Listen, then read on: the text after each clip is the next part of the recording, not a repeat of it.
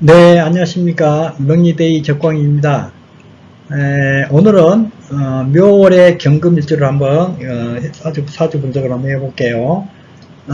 이 사주는 묘월의 경금이죠. 그래서 이제 정제격을 이루고 있고요. 정제격에서 이 정화가 이렇게 투출해서 재생관의 그 형태가 되어 있죠. 그래서 격국용신은 정제가 되고 상신은 정관이 된다. 이제 이렇게 이제 볼 수가 있을 것 같아요. 이 사주는 일단은 그 격이 이렇게 잘 갖춰져 있는 아주 유정한 이런 사주라고 이렇게 볼 수가 있겠죠. 그러나 여기에 보면은 지지에 보면은 그 귀신들이 득실득실해서 사주가 좀 이렇게 순탄한 이런 그 사주는 아닌 듯 이렇게 보여지고 있어요. 일간의 그 강약을 한번 먼저 살펴볼게요. 경금일주가 신령했지만은 연지와 시지에 그 왕기를 얻어서 이렇게 그 강하다, 일간이 왕하다 이렇게 얘기를 했고요. 격국의 강약을 보면은 목이 이렇게 살인했지만 비겁의 극이 있고 충이 있어 제격이 이제 폐가 됐죠. 그래서 정관의 정화 정관은 이렇게 근이 없어가지고 이 비겁들이 많은데 이 재성을 이렇게 구해내지 못하니까 격국이 폐가 됐어요. 폐가 되었다 이렇게 이제 그 해석이 되고요. 이 격국의 그 해석을 보면은 정제격에 정관이 투관돼서 격국이 재생관이 되나 금에 의해서 그걸 당하여 제격이 폐가 났다. 연월에 그 희용이 몰려 있어가지고 조상의 유혹과 근본 있는 양반가에서 태어났으나 공부는 하지 못하고 가산이 줄고 형을 당하여 신유술 금운으로 흐름으로 빈핍이 심해졌다라고 이제 임초도 선생이 그렇게 분석을 하고 있는데요. 공부를 하지 못했다는 것은 뭐냐면 집안이 가난해서 공부를 하지 못한 게 아니고 자기가 공부를 하기 싫어했다. 이렇게 이제 보시기 바랍니다. 집안은 양반가에서 태어났다고 그랬어요. 이 조상은 이 제격에 겁제 있기 때문에 무정하다. 그렇게 볼 수가 있겠죠. 부모는 재생관이에요. 재생관이니까 다 용신하고 이렇게 상신이 부모 자리에 있기 때문에 부모는 좋았다. 이렇게 당연히 보죠. 배우자는 제격인데 인성이에요. 이 인성은 어떤 일을 하냐. 정제가 가장 싫어하는 비견을 이렇게 생해주는 것 하죠. 토생금 이렇게 하니까. 그러니까 배우자도 여기에 편인이 이렇게 있기 때문에 좋은 배우자는 아니다. 이렇게 볼 수가 있고요. 이 자녀도 마찬가지예요. 자녀가 그 화가 자식이거든요. 화가 자식인데 관의 근이 이제 없고 자식궁이 또 이게 비견이에요. 제격인데 그러면 자식도 이렇게 좋을 리는 없죠. 그래서 일단 보면은 그 육친의 인연이 좀 박한 사주다라고 이렇게 볼 수가 있겠죠. 이 신궁의 자녀 수는 사회적인 영향이라고 하는 것은 초년은 이렇게 상당히 목화운으로 이렇게 스태놨기 때문에 유산 등으로 이 조상이 좀 이렇게 살만했다라고 이렇게 하고 있거든요. 그래서 양반가에서 태어났으나 이렇게 그 관직으로 진출하지 못하고 번번이 그 과거 시험에 탈락되고 해서 그 관직으로 가지 못하고 이렇게 금수운으로 흘러가고 이래서 빈핍이 점점 심해졌다가 이렇게 신유술로 갈 그런 시점에서는 아주 가난한 선비가 되었다라고 이렇게 이제 적고 있고 대운을 한번 보면요. 병인대운에는 여기 병인대운은 어려서는 상당히 좋죠. 어려서는 굉장히 하운이고 그 다음에 인이 들어오기 때문에 이 재성이 들어왔거든요. 근데 이 재성이 또 재생사를 하고 있는 이런 저기를 좀 받고 있어요. 그러나 이 사주가 암암리에 신진 수국에서 이 살을 또 제어해주고 하기 때문에 어릴 때는 괜찮았다. 이렇게 볼 수가 있고요. 그다음에 을축운. 이제 을축운 같은 경우는 이런 것이 연상이 되죠. 임술대운 같은 경우 보면은 이 정임이 됐거든요. 정임이 되면은 관을 완전히 안 쓰겠다는 뜻이에요. 어려서부터 그러니까 관을 쓰지 않겠다. 나는 신진숙국으로 해가지고 이렇게 재성을 이렇게 살려내는, 재성을 이렇게 하는 이런 운으로 가겠다.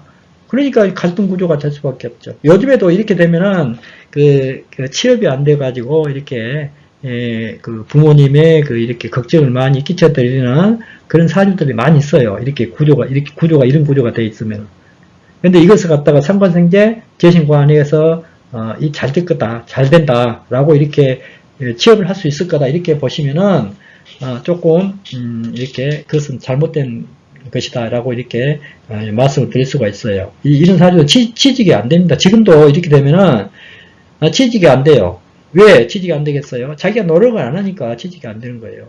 신생이 수생목을 이렇게 하고 하는데 그 재신관이 되겠어요? 안 되죠. 자, 그렇게 해서 이제 그 신유, 경신 이 대우는 이제 굉장히 비겁이 이렇게 왕해지니까 굉장히 힘든 이런 시기가 되겠죠. 그래서 빈핍이 굉장히 심했다라고 이렇게 적고 있거든요. 자, 여기서 보면은 그 적전수의 간지총론에 나와 있는 이 이론, 그 간지총론에 나와 있는 이 이론, 그러니까 정관하고 지지하고 이렇게 서로 이렇게 상생을 해주고 해라, 덮어주고 이렇게 서로 해주라 하는 그런 이론이죠. 이 이론을 한번 이 자평진전의 이 이론하고 이렇게 같이 한번 비교를 한번 해볼게요. 보면은 고, 천지, 순수, 이정, 순수, 자창 했고, 천지, 개폐자, 이, 혼란자, 망 했고, 불른, 육은, 묵은, 구요, 천부, 지제 이제 이렇게 했거든요. 천간과 지지가 상생으로 이어지며 정수하면 창성하고, 천간과 지지가 서로 어그러지고 혼란하면 망하게 된다. 뿌리가 있고 없고 보다는 천간은 지지를 덮어주고 지지는 천간을 실어줘야 한다라고 이렇게 이 한 문장으로 되어 있거든요. 그래서 이것은 대체적으로 어느 정도의 그 이론이 이렇게 딱 이렇게 드러나 있으므로 여기서는 그 유백원 선생의 주석이 없어요. 주석이 없고 임철도 선생의 그 주석이 있어가지고 간단하게 이렇게 정리를 했는데요. 정리를 해봤는데요. 간지를 치용하는 것은 천간은 지지에서 마땅하게 실어줘야 하고 지지는 천간에서 마땅하게 덮어줘야 한다 하는 것이거든요. 그러니까 그 천간에서 이렇게 지지를 극하거나 지지에서 천간을 이렇게 배반하거나 이럴 경우에는 좋지 않다는 얘기예요. 그러니까 이것은 원국에서 이렇게 보는 게 아니고 대운이나 세운의 그 운의 흐름을 볼 때 운의 흐름에서 이걸 봐야 되지 않겠느냐. 이런 생각을 하게 되거든요. 왜냐면은, 자, 사주 원국에서는 그런 게 없어요. 없는데, 내가 가불목을 쓰는데, 내 사주에서 희신이에요, 그게. 굉장히 희신인데, 가불목을 내치는 그런 운이 와버리면은, 아까 우리 앞에 이 사주처럼, 정관이 이렇게 목이 이렇게 있어가지고, 이렇게 목생화해서 잘 이루어주는데, 지지에서 이렇게 꺾어버리니까, 이 사주가 아주 불우하게 됐다. 이렇게 이제 얘기를 하잖아요. 여기 보면은, 이게 희신이 가불목일 때, 인묘나 해자가 이렇게 와서 이렇게 해주면은 좋잖아요. 그런데, 신유술이나 이렇게 사움이나 이런 데 와가지고 목을 이렇게 괴롭게 할 때는 당연히 나쁘죠. 그렇죠? 그리고 이제 다시 병정화를 끓일 때 내가 병정화를 끓이는데 이제 지지에서 해자가 이렇게 와요. 그러면은 병정을 이렇게 제어를 시켜주니까 나한테 좋죠. 그러나 사오나 인묘가 이렇게 오면은 이것을 이렇게 생해주니까 오히려 내가 더 해를 입은다. 이것을 이렇게 딱 보면은 대운의 흐름을 이렇게 해석하는 이런 이론이다라고 이렇게 볼 수가 있거든요. 같은 총론이 보면은 그 자평진전에서 어떻게 해석했냐면은 명중의 희신과 기신은 비록 지지와 천간에 모두 있지만 천간은 하늘을 주관한다. 이렇게 천간은 하늘을 주관하죠. 움직여서 해서 천동이 불식이라고 그랬거든요. 그러니까 이렇게 천간은 이렇게 쉼없이 움직여서 쉬지 않고 움직인다.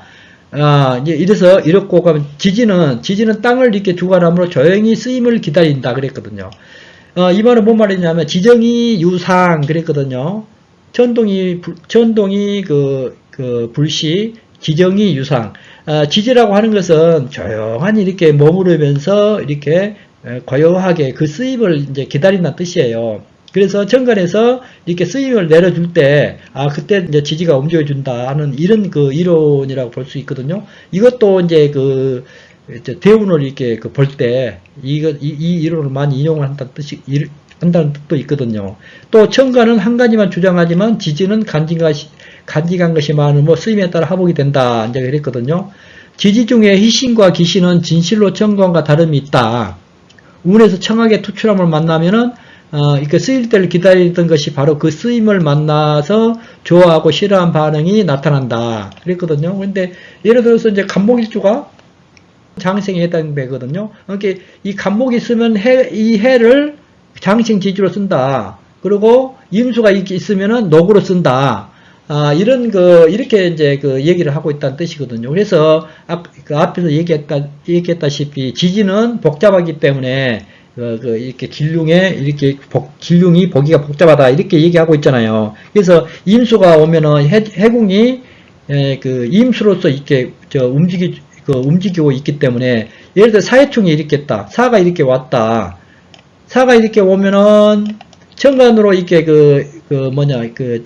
예를 들어 임수가 이렇게 있다. 임수가 이렇게 있으면은 임수가 있고 천간으로 변경이라고 하는 것이 없다 하면은 얘가 충을 안 하고 대기를 하고 있다는 뜻이에요. 이렇게 하면 대기를 하고 있다. 이론이 그렇거든요. 사해충이 일어나지 않고 얘가 대기를 하고 있다. 이렇게 보고 만약에 병정이 이제 천간으로 이렇게 딱 들어오면 둘이 사해충이 일어난다. 사해충이 일어나면 수가 화를 이렇게 극을 하게 됐잖아요. 수가 극을 하게 됐으면 하게 돼 있는데 화가 수를 이렇게 극을 하려면은 화생토 해가지고 토국수라 해야 되잖아요. 내가 이렇게 이 화가 힘을 이렇게 엄청나게 이렇게 많이 발휘를 해가지고 이렇게 화생토 해가지고 토국수를 이렇게 해야만이 이렇게 내가 이렇게 화가 예를 들어서 이 사주에서 화가 재성운이고 이렇게 재성이 손상을 안 받으려면은 이렇게 화가 해수를 이렇게 충해가지고 당하지 않아야 되잖아요. 이렇게 수가 화를 이렇게 극한다면 수국화 해가지고 이 사화가 재성이 깨지니까 무조건 나쁘다고 이렇게 보는 게 아니고요.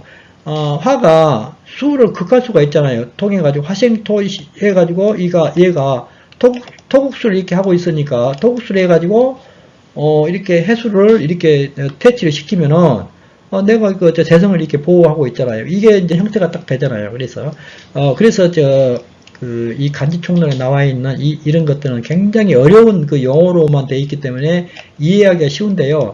간단하게 대운을 보는 법이에요. 대운을. 천간에서 내가 예를 들어서 이 무토를 강하게 무토를 이렇게 좋아하는 신으로 쓰고 있는데 내가 일간이 근데 운에서 임묘진이나 그걸 하는 그런 운으로 오면 좋겠습니까? 안 좋잖아요.